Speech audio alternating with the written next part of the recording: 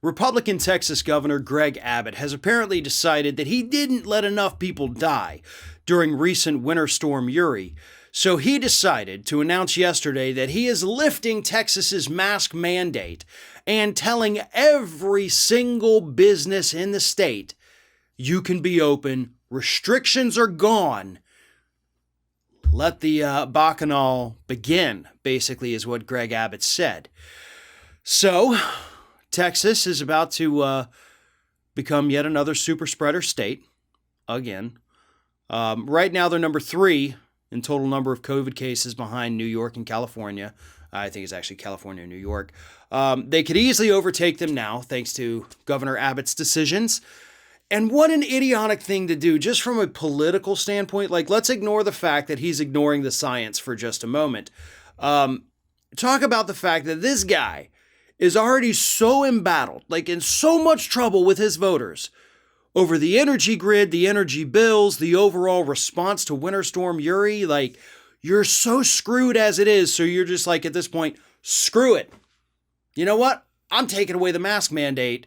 I've been double vaccinated, so I'm good to go, Abbott. And y'all just out there, die if you want. I don't care. I don't care. That's the message that Greg Abbott is sending. I don't care if you live or die. I didn't care if you lived or die in the storm. You pissed me off by coming after me after that.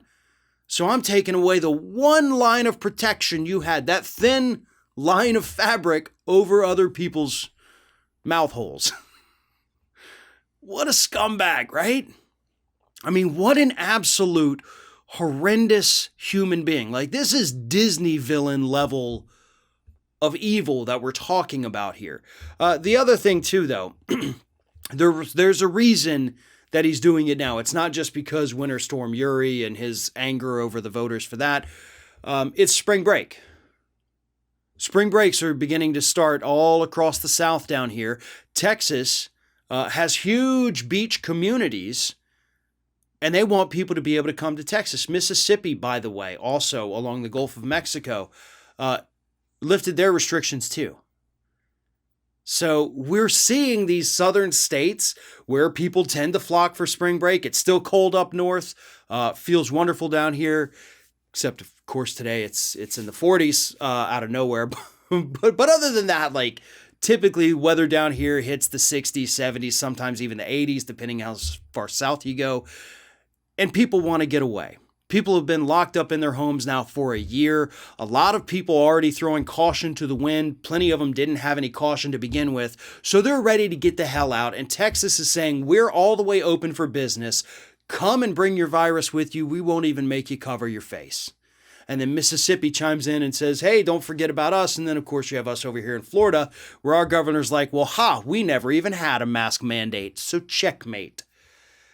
Yeah, this is bad.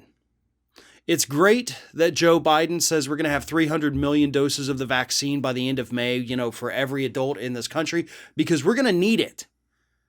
But based on the actions that are happening right now across the South, as usual, for many people, that's going to be too late. It's going to be too late. These decisions by these Republican governors, led by Texas, are going to get people killed. There is no question about that. The only problem is that these Republican governors don't care. And the question remains, will the voters hold them accountable when they're up for re-election?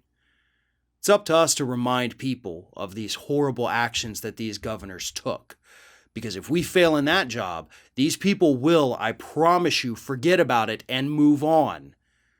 So we have to remind them that these governors literally didn't care if they lived or died on multiple different occasions just in the span of 2 months.